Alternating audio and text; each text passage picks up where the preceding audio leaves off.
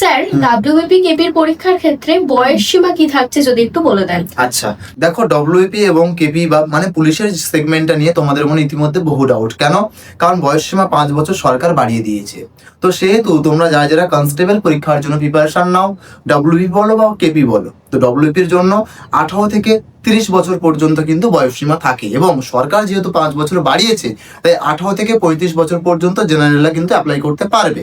আর SC এসটিদের জন্য 5 বছর ছাড়, তাহলে ওরা 40 বছর পর্যন্ত আবেদন করতে পারবে। আর ওবিসির জন্য 3 বছর, তার মানে ওরা 38 বছর পর্যন্ত কিন্তু আবেদন করতে পারবে।